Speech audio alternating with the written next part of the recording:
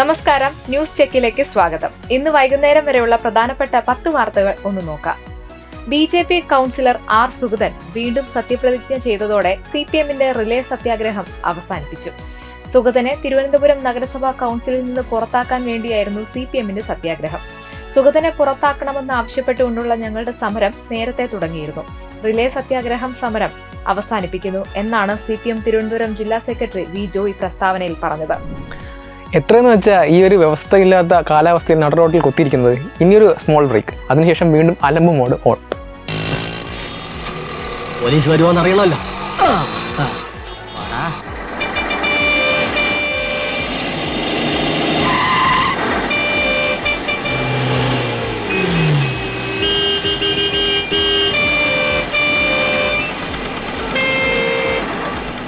റോഡിലാണോ പാവരിച്ച് കിടക്കുന്നത്? പിന്നെ ഞാൻ വന്ന് എന്റെ വീട്ടിൽ കിടക്കണം. പോടാ പുല്ലേ. തിരുവനന്തപുരം കോർപ്പറേഷനിൽ അധികാരത്തിലേറുമ്പോൾ തന്നെ ഏതൊക്കെ സാഹചര്യങ്ങൾ നേരിടേണ്ടി വരുമെന്ന് ഉത്തമ ബോധ്യമുണ്ടായിരുന്നുവെന്ന് മേയർ വി രാജേഷ്. ഞങ്ങൾ ചെയ്യുന്ന കാര്യങ്ങളോട് ശക്തമായ വിയോജിപ്പ് CPMന്റെ ഭാഗത്തു നിന്ന് ഉണ്ടാകുമെന്ന് അറിഞ്ഞുകൊണ്ട് തന്നെയാണ് മുന്നോട്ട് പോകുന്നത്. അക്കാര്യങ്ങളിൽ നിന്ന് ഒരു ഇഞ്ച് പോലും പിന്നോട്ട് പോകില്ല.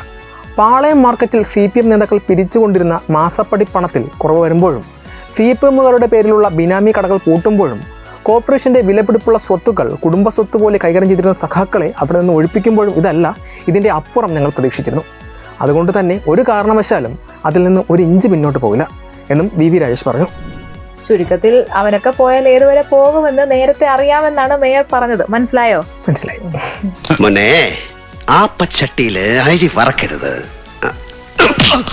ക്രിമിനലുകളെ പൂട്ടാൻ ശക്തമായ നിയമങ്ങളുമായി ബംഗാൾ സർക്കാർ. ഗുണ്ടകളെ 12 മാസം വരെ വിചാരണ കൂടാതെ തടങ്കലിൽ വയ്ക്കാനും ഈ നിയമം അനുസരിച്ച് പോലീസിന് അധികാരമുണ്ടായിരിക്കും. കൊള്ള, അനധികൃത ഖനനം, ഭൂമാഫിയ, സൈബർ കുറ്റകൃത്യങ്ങൾ, കലാപങ്ങൾ, സാമ്പത്തിക തട്ടിപ്പ് തുടങ്ങിയ സംഘടിത കുറ്റകൃത്യങ്ങൾ തടയുക എന്നതാണ് ഈ നിയമം പ്രധാനമായും ലക്ഷ്യമിടുന്നത്. പൊതുസ്വത്തിന് നാശനഷ്ടം വരുത്തുന്ന സാമൂഹിക വിരുദ്ധരുടെ സ്വത്ത് കണ്ടുകെട്ടാവുന്നതാണ്. അപകടകാരികളായ കുറ്റവാളികളെ നാടുകടത്തുന്നതിനും ഈ നിയമം വ്യവസ്ഥ ചെയ്യുന്നു. ഏതൊരു ആൾക്കും ഏത് പോലീസ് സ്റ്റേഷനിലും പരാതി നൽകാം. കേസ് തങ്ങളുടെ അധികാര പരിധിയിൽ വരുന്നതല്ലെന്ന് പോലീസ് സ്റ്റേഷനുകൾക്ക് ഒഴിവുകഴിവ് പറയാൻ കഴിയില്ല. FIRലെ വിവരങ്ങൾ, പരാതിയുടെ പുരോഗതി ഉൾപ്പെടെ പരാതിക്കാരന് ലഭിക്കും. അന്വേഷണ പുരോഗതി പൂർണ്ണമായി അറിയിക്കും. പോലീസ് സ്റ്റേഷനിലെ സ്റ്റേഷൻ ഹൗസ് ഓഫീസറുടെ പരാതിക്കാരന് നൽകും. ഷേവ് ഗുണ്ട പ്രക്ഷോഭമായി MA ബംഗാളിലോട്ട് പോകും. Karnataka public service commission chairman Shivashankarappa സഹൂക്കറയ്ക്ക് സസ്പെൻഷൻ. 2 പെൺമക്കളെ KPSC ഇൻഡസ്ട്രിയൽ എക്സ്റ്റൻഷൻ ഓഫീസർമാരെയായി നിയമിക്കാൻ നിയമവിരുദ്ധമായി സഹായിച്ചുവെന്ന ആരോപണത്തെ തുടർന്നാണ് നടപടി. ശിവശങ്കരപ്പ സാഹൂറയ്ക്കെതിരായ ആരോപണങ്ങളിൽ സുപ്രീം കോടതി അന്വേഷണത്തിന് ഉത്തരവിട്ടു. KPSCയുടെ മേൽനോട്ടത്തിൽ നടന്ന ഒരു നിയമന നടപടിയിൽ തൻ്റെ 2 പെൺമക്കളെ ഇൻഡസ്ട്രിയൽ എക്സ്റ്റൻഷൻ ഓഫീസർമാരെ തിരഞ്ഞെടുക്കാൻ സാഹൂക്കർ പദവി ദുരുപയോഗം ചെയ്തുവെന്നാണ് പരാതി.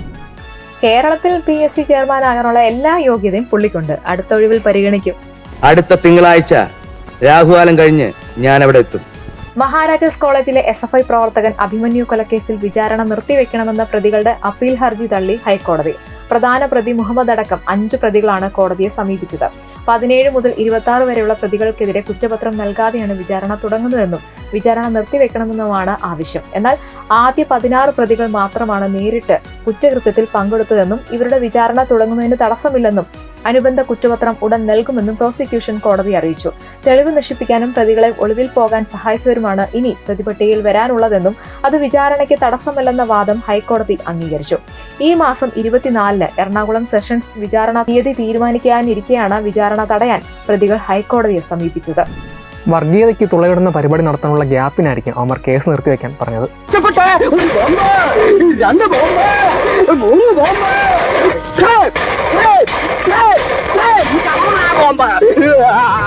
ലഹരിക്കെതിരെയുള്ള വലിയ പോരാട്ടത്തിന് പിന്തുണ തേടി നാളെ ഉച്ചയ്ക്ക് 12 മണിക്ക് തമിഴ്നാട് മുഖ്യമന്ത്രിയും സൂപ്പർ സ്റ്റാറുമായ വിജയെ കാണുമെന്ന് സംസ്ഥാന ആഭ്യന്തരമന്ത്രി Ramesh Chennithala. Operation Toofan the narco hunt പദ്ധതിയുടെ ഭാഗമായി രാജഗിരി ക്രിസ്തു ജയന്തി പബ്ലിക് സ്കൂളിൽ സംഘടിപ്പിച്ച തൂഫാൻ വാരിയർ പ്രഖ്യാപന ചടങ്ങ് ഉദ്ഘാടനം ചെയ്ത് സംസാരിക്കുകയായിരുന്നു അദ്ദേഹം നമ്മെ സഹായിക്കുമെന്നാണ് പ്രതീക്ഷിക്കുന്നതെന്നും രമേശ് ചെന്നിത്തല വ്യക്തമാക്കി. ലഹരി കടത്തിനെതിരെ അന്തർ സംസ്ഥാന തലത്തിൽ ശക്തമായ പ്രതിരോധം തീർക്കുന്നതിനായി കർണാടക, തമിഴ്നാട്, ആന്ധ്രാപ്രദേശ്, പുതുച്ചേരി എന്നീ സംസ്ഥാനങ്ങളിലെ DGPമാരുമായി നേരത്തെ സംസാരിച്ചതായും ചെന്നിത്തല അറിയിച്ചു. കർണാടക ഉപമുഖ്യമന്ത്രി DK ശിവകുമാറുമായും വിഷയം ചർച്ച ചെയ്തിട്ടുണ്ട്. അതേസമയം ജിഫ്രി തങ്ങളുടെ ടീമുകൾ ഓപ്പറേഷനുകൾ പതിവ് പോലെ തുടരും. ഇറാനിലെ IRGC-നെ ബ്രിട്ടൻ ഭീകരവാദ സംഘടനയായി പ്രഖ്യാപിച്ചു. UK ആഭ്യന്തര സെക്രട്ടറി ഷബാന മഹ്മൂദാണ് IRGC-യെ ഭീകരവാദ സംഘടനയായി പ്രഖ്യാപിച്ച വിവരം അറിയിച്ചത്. ഇതോടെ ബ്രിട്ടന്റെ മണ്ണിൽ IRGC എന്ന സംഘടനയ്ക്ക് ഏതെങ്കിലും തരത്തിലുള്ള പിന്തുണ പ്രഖ്യാപിക്കുന്നതും അവർക്കായി പ്രവർത്തിക്കുന്നതും 14 വർഷം വരെ തടവ് ശിക്ഷ ലഭിക്കാവുന്ന ഗുരുതരമായ ക്രിമിനൽ കുറ്റമായി മാറും. ബ്രിട്ടന്റെ ദേശീയ സുരക്ഷയ്ക്ക് ഭീഷണി ഉയർത്തുന്ന പ്രവർത്തനങ്ങളിൽ IRGC ഏർപ്പെട്ടിട്ടുണ്ടെന്ന വ്യക്തമായ തെളിവുകളുടെ അടിസ്ഥാനത്തിലാണ് ഈ നടപടിയെന്ന് ആഭ്യന്തര മന്ത്രാലയം അറിയിച്ചു. ബ്രിട്ടനിലെ യഹൂദ വിരുദ്ധ ആക്രമണങ്ങളുമായും ഈ സംഘടനയ്ക്ക് ബന്ധമുള്ളതായി UK ആരോപിക്കുന്നു. IRGC ഇനി മുതൽ പേര് മാറ്റി ജമാഅത്തെ ഇസ്ലാമി എന്നറിയപ്പെടും. Problem solve. ഹോർമുസ് കടലിടുക്കിൽ UAE എണ്ണ കപ്പലുകൾക്ക് നേരെയുണ്ടായ ഇറാന്റെ മിസൈൽ ആക്രമണത്തിൽ ഒരു ഇന്ത്യൻ നാവികൻ കൊല്ലപ്പെട്ടു. ഈ ആക്രമണത്തിൽ 6 ഇന്ത്യക്കാർക്ക് പരിക്കേൽക്കുകയും ചെയ്തു. ഹോർമുസ് കടലിടുക്കിന്റെ തെക്കൻ കപ്പൽ പാതയിലൂടെ സഞ്ചരിക്കുകയായിരുന്ന UAEയുടെ മൊബാസ, അൽ ബഹിയ എന്നീ എണ്ണ കപ്പലുകൾക്ക് നേരെയാണ് ഇറാൻ ക്രൂയിസ് മിസൈലുകൾ ഉപയോഗിച്ച് ആക്രമണം നടത്തിയത്. മൊബാസ കപ്പലിലുണ്ടായിരുന്ന ഇന്ത്യൻ നാവികനാണ് കൊല്ലപ്പെട്ടത്. പരിക്കേറ്റ 6 ഇന്ത്യക്കാരിൽ 4 പേരുടെ നില അതീവ ഗുരുതരമാണെന്ന് UAE പ്രതിരോധ മന്ത്രാലയം അറിയിച്ചു.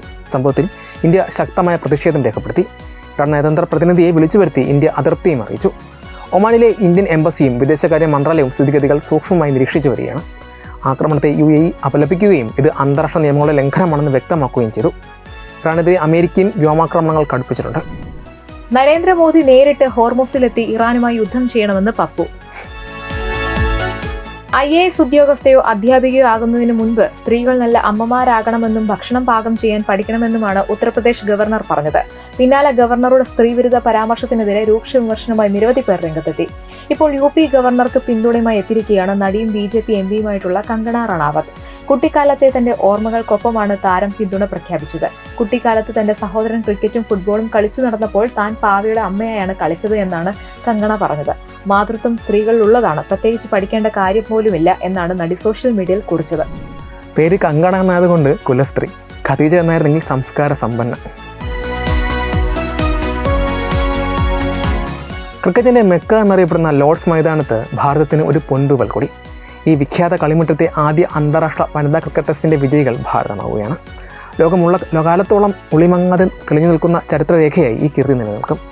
ബാറ്റ് കൊണ്ടും ബോൾ കൊണ്ടും സമ്പൂർണ്ണമായി ഇംഗ്ലണ്ട് നിരയെ തകർത്തുകൊണ്ട് തീർത്തും രാജകീയമായ ഒരു വിജയമാണ് ഇന്നലെ നേടിയത്. ഇതൊക്കെയാണ് മക്കളെ യഥാർത്ഥ സ്ത്രീ ശാക്തീകരണം, അല്ലാതെ മറ്റേ കവാടം ഉണ്ടാക്കലല്ല.